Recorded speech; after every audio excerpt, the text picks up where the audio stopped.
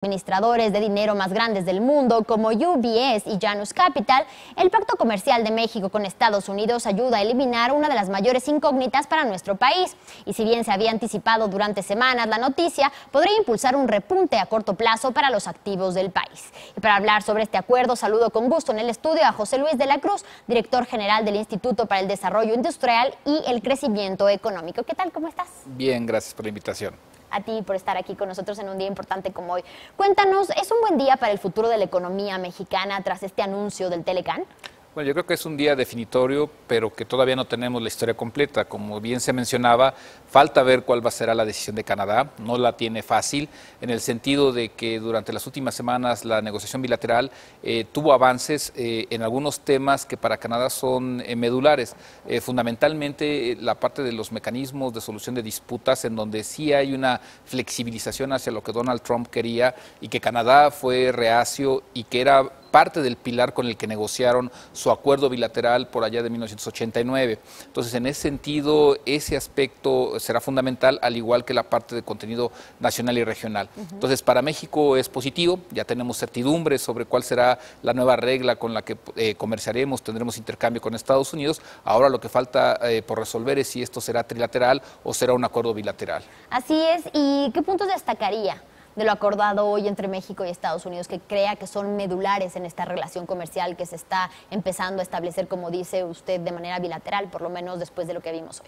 Lo primero es el sector automotriz, que era uno de los elementos estratégicos. Se tiene nuevas reglas de origen, de contenido regional, que en estricto sentido lo que implicarán es, se incrementará lo hecho en América del Norte, al menos en Estados Unidos y México.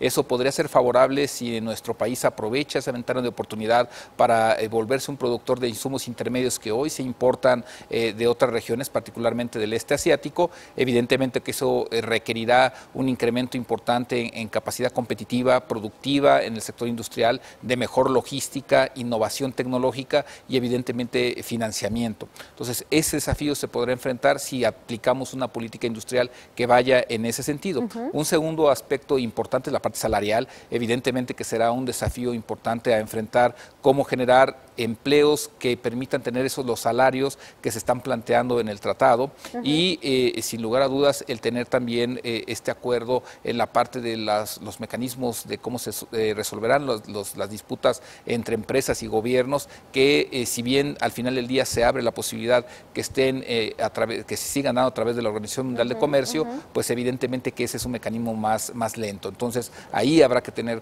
cuidado.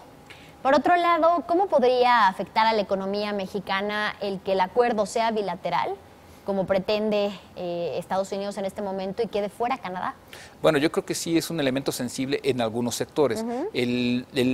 Digamos, la parte de integración que se tenía en el sector automotriz, que involucraba, por ejemplo, involucra a la provincia de Ontario en Canadá como uno de los elementos fundamentales para justamente lograr ese proceso de integración industrial en el sector, no es algo menor y eso sí podría tener algunas afectaciones. Para México, esa provincia de Ontario es el puerto de entrada de la mayor parte de las exportaciones que hacemos hacia Canadá y que muchas tienen este elemento de integración en las manufacturas. Entonces, si bien comparado con Estados Unidos en términos económicos no es tan relevante, sí en la relación México-Canadá se vuelve fundamental. Finalmente, coincide con lo dicho por quienes dieron la conferencia de prensa, en específico por Jesús Seade, de que México, después de lo acordado con Estados Unidos, logró sentar las bases para que la economía mexicana sea atractiva. ¿Y por qué? Brevemente.